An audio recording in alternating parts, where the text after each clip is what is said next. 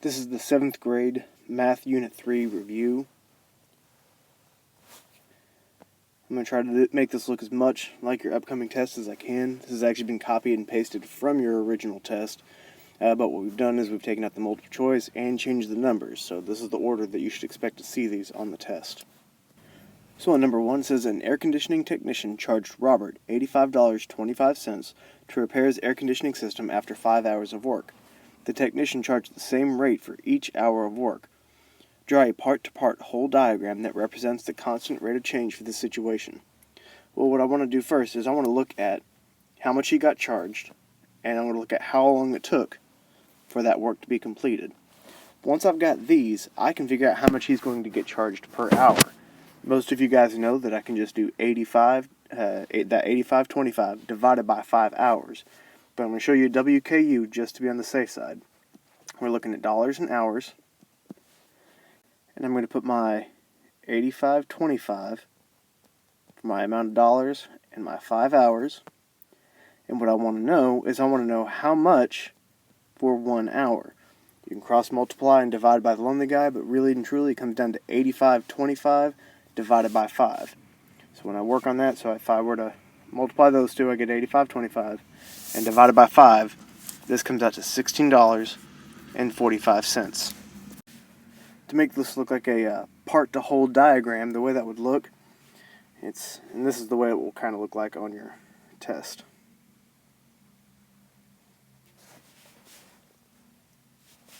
So we've got multiple hours that have been worked on this thing. So what I need is 5 boxes. There are my 5 boxes.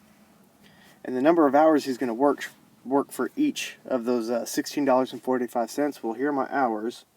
He's going to work 1 hour in each of these boxes.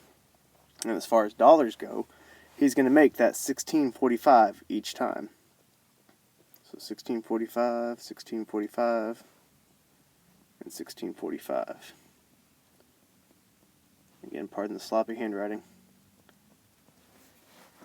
So that's about what your dollars and hours would look like in a part-to-whole diagram. So now taking a look at number 2. It says the table below shows the time it takes for a prototype car to travel different distances. What is the constant rate of change in this situation in miles per hour?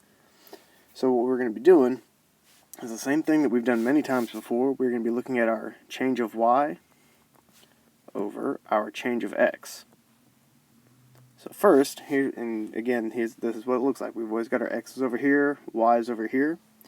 If you weren't sure, because it says miles, it says miles per hour. It's going to be the same setup there. So I'm going to look at my change of my y's first. So my y values change by different amounts, but that's okay. This changes by 45. This changes by 90, and this changes by 45. And so now I'm going to look over here at my x's. From here to here, they change by 1. From here to here, they change by 2. From here to here, they change by 1. It does not matter what pair of numbers I use. I can either use those, or those for my change of y over change of x. I'm going to use the 45 and the 1 on that very top part. So I'm going to use the 45 with a change of 1. 45 divided by 1 is just 45 miles per hour. On to number 3. It says the battery readings on Seth's tablet are shown below. Are shown in the table below. A full battery is 10 units. What is the constant rate of change in the tablet's battery readings?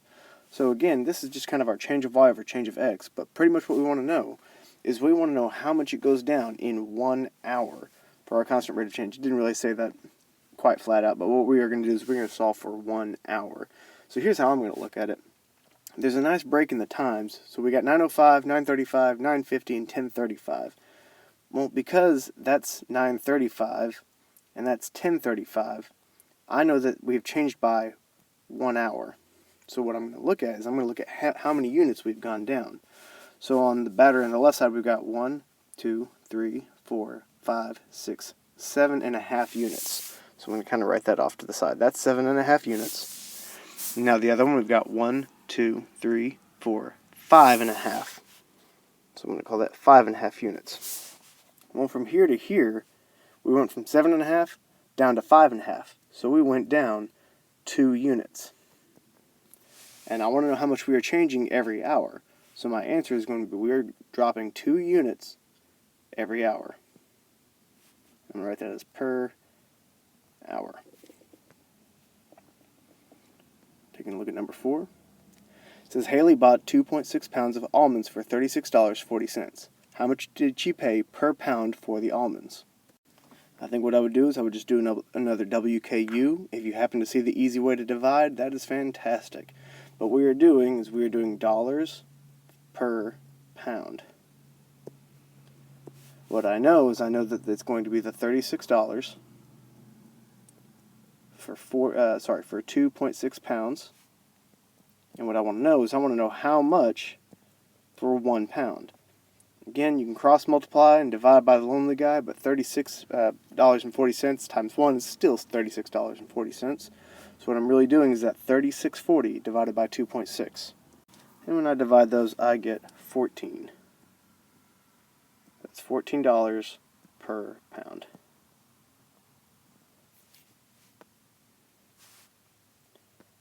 On to number 5. The figures below are similar right triangles that have a proportional relationship between the base b and the height h within each triangle. What is the constant of proportionality, so that's important, that relates the length of the base over the length of the height within each of the triangles? So they're kind of telling me right here what I need to do. I'm relating the base over the length. Well, length of the height, so that's actually, I need to be a little more specific. We're going to comparing the base to the height on this one. So I'm going to highlight these. Here are my bases, and here are my heights. Doesn't really matter which one I do, I should be getting the same answer either way. But for the triangle on the left, I'm looking at 6.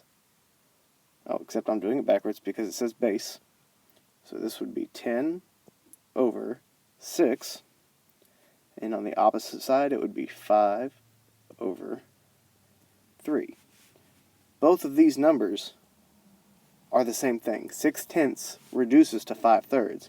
So I'm going to say this is my answer right here because it's already simplified. So 5/3 is the answer I'm looking for. On to number 6. A battery factory typically produces 10,000 batteries per day and uses 50 boxes for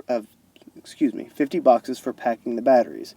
If the number of boxes needed for packing is proportional to the number of batteries produced, how many more is extremely important, boxes would be needed on a day when 18,000 batteries are produced? Well, first, we need to figure out how many boxes we are going to need. So I'm going to worry about the numbers that I need first. So here's what I've got. I've got 10,000 batteries compared to 10,000 batteries. And here are my boxes. So I know I'm comparing batteries and boxes. So I think let's do batteries. I'm going to do, because I already did it in red. We'll do batteries. I'm going to label it bat. Kind of looks like butt, but I mean bat. Over boxes. So here's what I know. I know my 10,000 batteries. And I know those 10,000 batteries need 50 boxes. So what I'm going to do is I need to know how many boxes. So here's what I'm looking for right here. Because I know that I'm going to be talking about 18,000 batteries. It'd be cross-multiply, divide by the lonely guy. Hopefully you know how to limit the number of zeros that you are working with, because that will make your life a lot easier. So when I cross-multiply and divide by the 10,000, I get 90. So 90 boxes are needed for that 18,000 batteries. If I needed 50 boxes for the other amount, and I need 90 now, the actual question was how many more? So what I'm going to do is I'm going to take that 90 and I'm going to subtract the 50. I need 40 more boxes. That's our final answer on that part. Taking a look at number 7. Joe is comparing the sale prices of 2 stores at the mall to decide where to buy his new jeans. The 2 stores' sales are shown below. If Joe plans to buy 1 pair of jeans, which store offers a better deal after the discount? So, we've got two different percent proportions that we've got to worry about. Something I want to talk about right off the bat. Here it says to take 20% off. Well, if I'm taking 20% off, that means I'm going to pay 80%. Over here, if I'm taking 15% off, that means I'm going to be paying, what is that, 85%.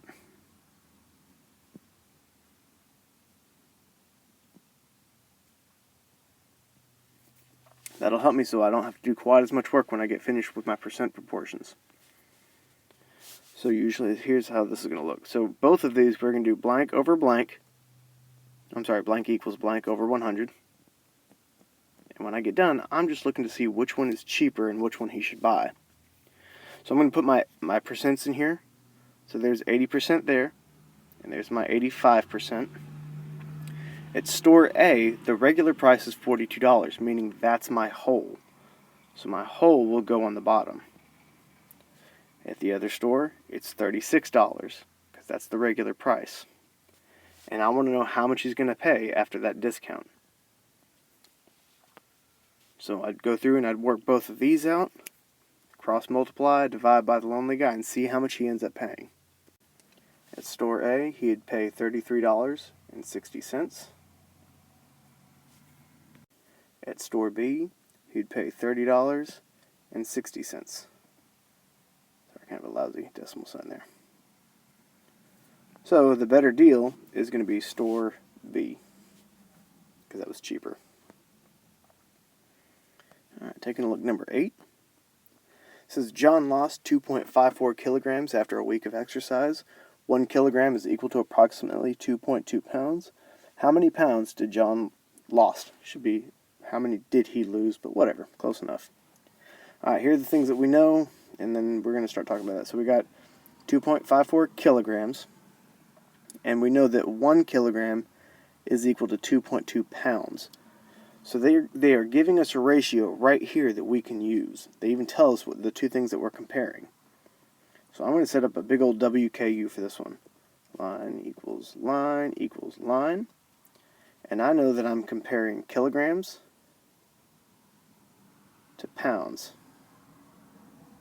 And they tell me that 1 kilogram is equal to that 2.2 pounds. And now for my unknown, I want to know how many pounds John lost, but I know that he lost 2.54 kilograms. Pardon the sloppy handwriting. I'll need to rewrite this here for a second. So from right here, you can cross multiply and divide by the lonely guy, because this is what we were looking for. We want to know how much that's worth. So we would multiply the 2.2 times the 2.54. You divide that by 1, but it's pretty much the same thing. And we get that he would have lost 5.588 kilograms. On number 9. The table below shows Davin's budget last month. About what percent, so we know we're dealing a percent proportion, of Davin's monthly budget was spent on groceries. So let's go ahead and set up a percent proportion and figure out what we need while we're at it. So I'm going to do line equals line over 100. And the question says about what percent, meaning I don't know that percent. Okay? So of the monthly budget, remember we do is over of. So we're talking about his total monthly budget. Well, everything right here, all of this, is that monthly budget. So I'll have to get a total for all of those first. So now I need to add all these up real quick. And we get a total of $825. So we've got his budget of $825. And it says it was spent on groceries. So groceries, I'm going to have to go through here. Here are groceries right here. We know he spent $75 on groceries. So 75 is my part. So what I'm going to do now, I'm going to go through, cross multiply, divide by the lonely guy. Simplify if you know how to. And when you do this, you get kind of a gross number, but we're going to go with it. It's supposed to be, well, I get 9.09090909. Weird repeating number. We're just going to go with 9%. 9% of his monthly budget was spent on groceries. Now for number 10. It says Jessica earns $700 each month working a part-time job. She wants to save a total of $3,600 for college over a 1-year period, which is $300 a month. What percentage of Jessica's total monthly budget should go to her college savings to meet her goal? So I hear something about percentages, so let's go ahead and start by setting that up. And the question is, what percentage? So we know that that is what we are going to be looking for. Well, I need my part and I need my whole, or my is over of. So it says she wants to save that total amount of money, and that it is $300 a month. That's how much she's saving. So my is going to be that $300 a month. Well, my of, I want to know what percentage of the monthly budget. Well, that monthly budget is $700. So now I'm going to cross multiply, divide by the lonely guy. If you're not sure how to knock off zeros with simplifying, I highly recommend you ask me because I need to help you out with that. So cross multiply, divide by that 700 when you're finished, and you get a weird old percentage of 42, and I got a bunch of decimals here, so I'm going to round it up to 42.9%. So almost half of her budget, which sounds about right, almost half of her budget is going towards saving for college. $300 out of $700. That's about right. So number 11. The cost of Mr. Patton's car insurance increased by 6%. $80.25 per month is what he originally paid. What was the cost of his insurance after the increase? So I see yet another percent proportion. So we're going to go and do line equals line over 100. They give us the percent right there, so I'm going to go ahead and put that 6% up here.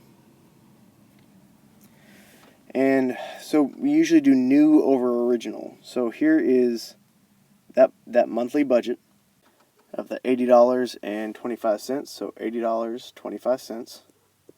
And now I can cross multiply and divide by the lonely guy to find out how much it went up by.